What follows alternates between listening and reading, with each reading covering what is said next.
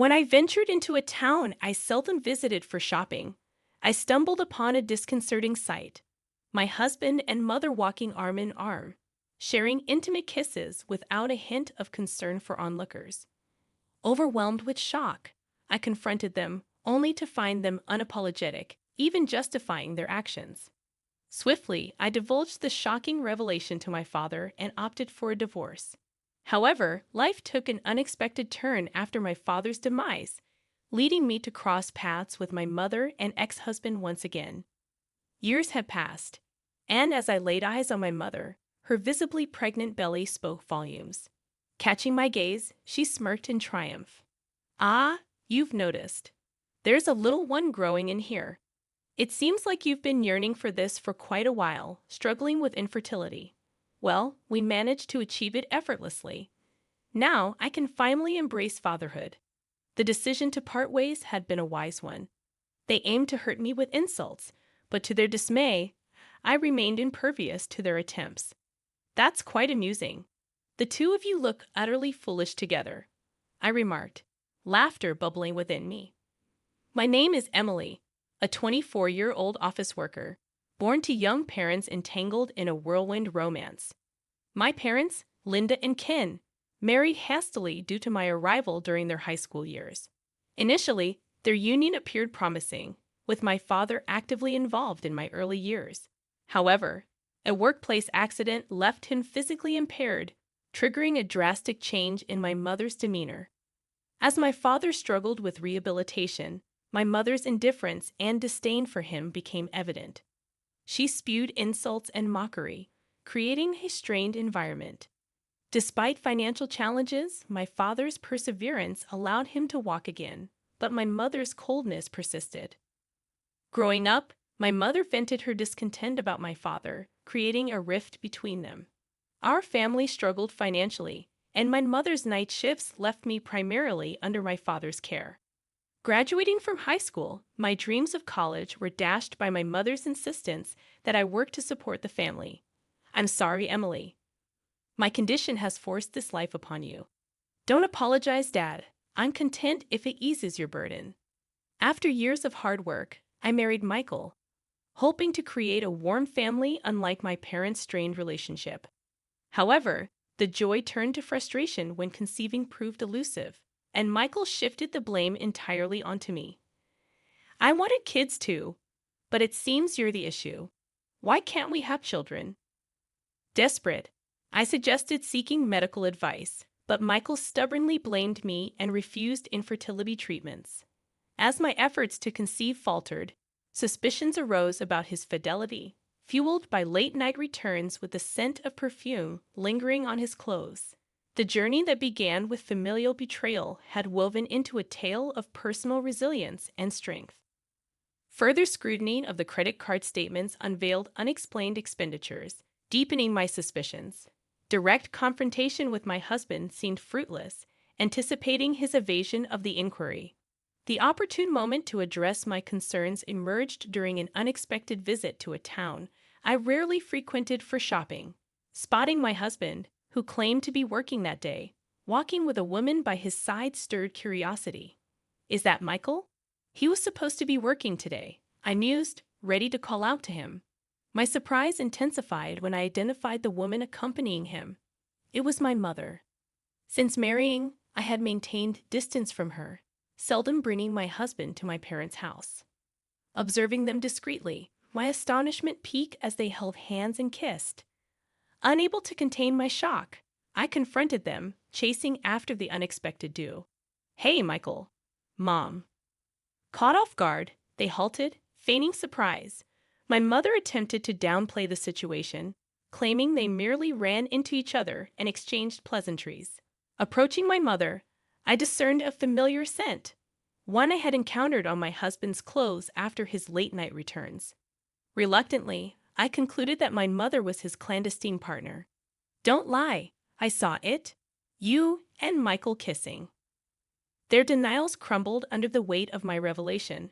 Admitting their deceit, my mother revealed her involvement with Michael. "Huh, you must be mistaken. We just happened to bump into each other, that's all." I didn't think we'd be found out so soon, she protested. Their web of deception unraveled further as my husband confessed his preference for older women, specifically naming my mother Linda.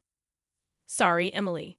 I did feel bad for you, but I've liked Michael since we first met, my mother confessed, laying bare the painful betrayal.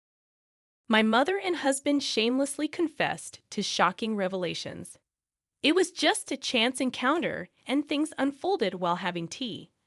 I'm young and crave love experiences, my husband admitted unabashedly. With our marriage already strained, talking to Linda intensified my attraction towards her, he confessed. Acknowledging the information, my mother addressed our fertility struggles, adding, Michael desired a boy, and unfortunately, because of you. Unable to comprehend the depths of their betrayal, I confronted them about divulging our private matters to my mother. You talked about our issues with my mom? It's true, isn't it? You blame me for not having kids. Incredibly, my husband had aired our intimate struggles to my mother, portraying himself as the victim. Anger surged within me, realizing the impossibility of sustaining this marriage. You're the worst. Do you even realize what you've done? I yelled at the pair, exhausted by their feeble justifications. I can't help it. Your failure as a wife and a woman led to this, he retorted callously. Well, I don't mean a husband like you. Seeking liberation, I declared, I want a divorce.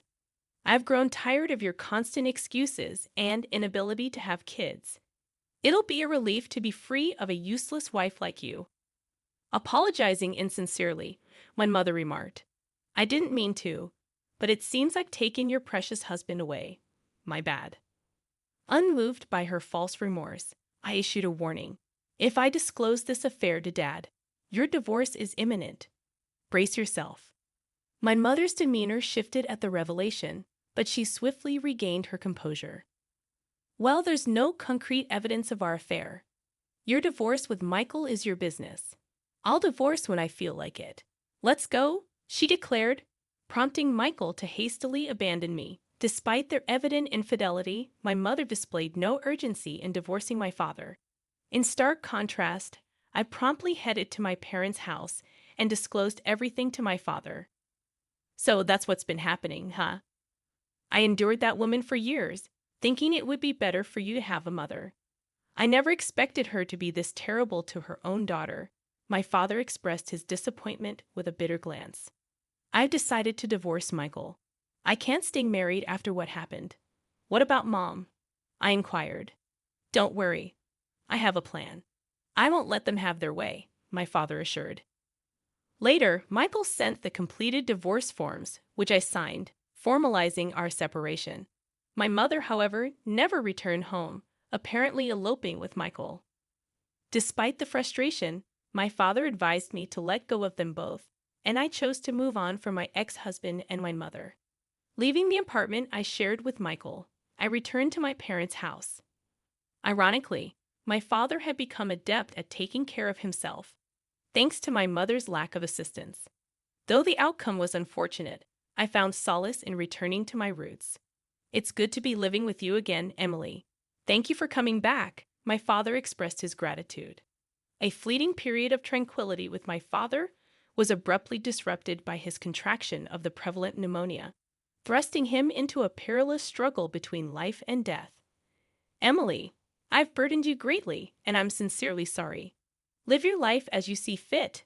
My father, teetering on the edge of consciousness, tightly held my hand and imparted those parting words. I tearfully nodded in response. Despite concerted efforts to combat the illness, his health deteriorated rapidly, leading to his eventual demise. Dad, I can't fathom your sudden departure. I wish I had been there more for you. I lamented while grappling with the preparations for his funeral.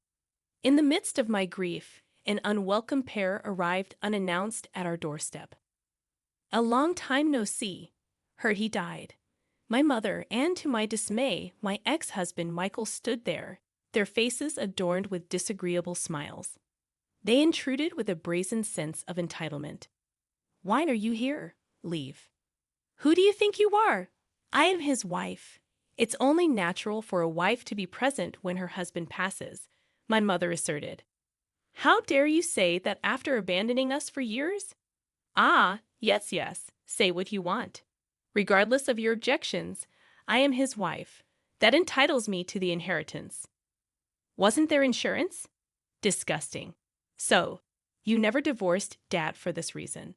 Reflecting on my father's journey, despite lacking formal education and retiring from construction work due to injuries, he ascended to a respected position in a later joined company. His perseverance, honed during his time as a craftsman, endeared him to colleagues.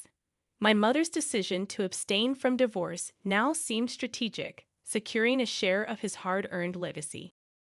Now let's discuss the division of property. Knowing him, he wasn't driven by material desires, so I'm aware he saved up quite a sum, my mother suggested, pushing the conversation forward. It was then that I noticed something peculiar about her. She was dressed in maternity clothes, and her belly was notably large. Catching my gaze, she chuckled triumphantly. Oh, you've noticed. Yes, I'm carrying Michael's child. Unlike you, Emily, who couldn't conceive. We succeeded right away. Breaking up with you was truly the best decision.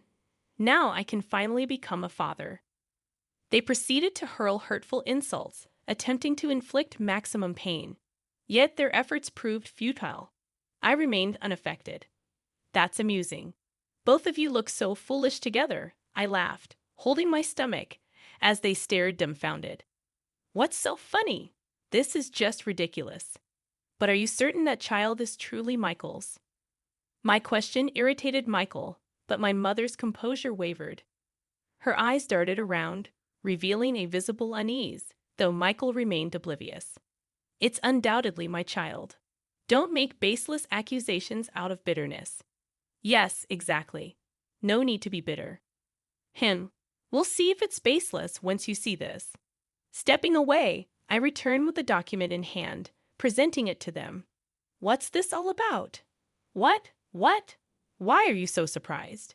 It can't be that significant. What's the meaning of this?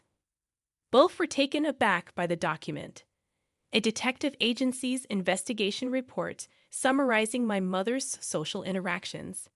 After my mother eloped with Michael, I coincidentally spotted her in the city. However, she wasn't with Michael, but with a young man I didn't recognize. Following them discreetly, they entered a hotel together.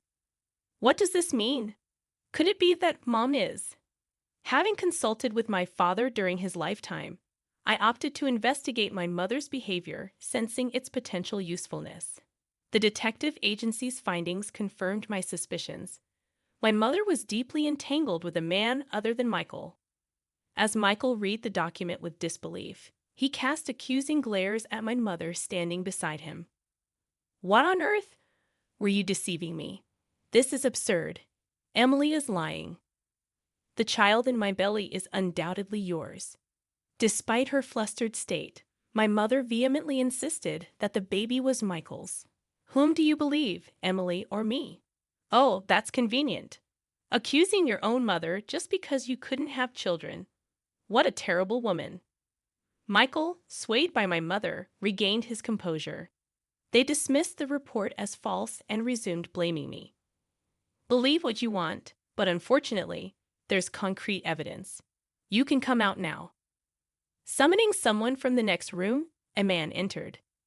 Who's that? I don't know him.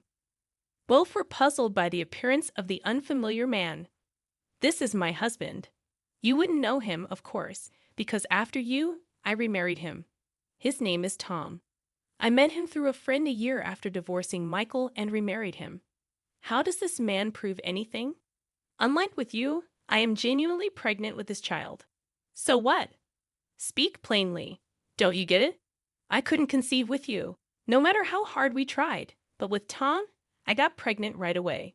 The implication of my words dawned on Michael, and his eyes widened.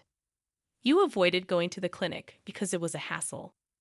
But I had tests done, and there were no issues with my fertility, so the problem was with you. That's a lie. But it's strange, isn't it? Supposedly, you have infertility issues, yet my mother is pregnant. Are you sure that baby is yours? Confronted with my question, Michael couldn't argue back and turned his glare towards Linda beside him. Hey, tell me the truth. Ah, fine. You win. You admitted it rather quickly. I thought you'd deny it more. Being with you, Michael, was just a game for me. What do you mean? I was with you because you were Emily's husband, you know, coveting what someone else had. But my true love was another man. I was planning to leave you soon anyway. Stunned by her words, Michael was left without a response. I intended to enjoy this game until I got caught. Well, it doesn't matter whether or not I'm carrying his child.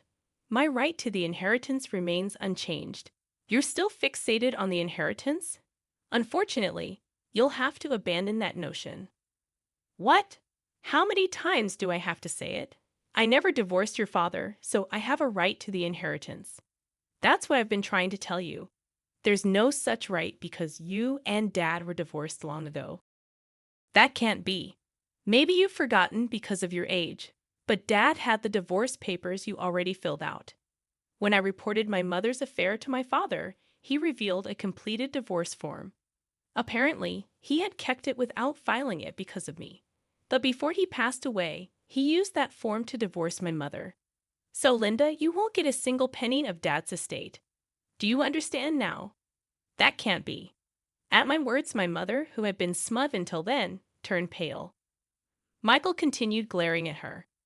I'm going home. Realizing her affair was exposed and that she would not receive any inheritance, my mother fled as if running away. Later, my mother did give birth to a boy, but it was clear without even needing a DNA test that he was not Michael's child. I never thought you'd be such a jerk. He abandoned my mother, who failed to secure any inheritance, and disappeared. The man who was my mother's main affair partner also ran away upon learning of her pregnancy, as their relationship was apparently just a casual fling for him.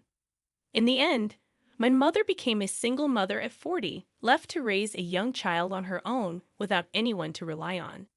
She is raising her son on welfare. The care of a small boy at her old age is physically demanding, and she has aged significantly. I once saw my mother with her son from a distance. With increased gray hair, she looked more like a grandmother than a mother. Meanwhile, I gave birth to a healthy girl, and now our family of 3 lives happily. Ironically, the child my mother gave birth to is my half-brother, and he will be in the same grade as my daughter, making our family situation quite complicated. On the anniversary of my father's death, we planned to visit his grave as a family of 3. The betrayal by my ex-husband and mother was painful, but it led me to gain an irreplaceable family. Surely he's watching over us from heaven, right? My father in heaven. He must also be delighted with the birth of his granddaughter. With the love he gave us in our hearts, we vowed to continue walking closely as a family.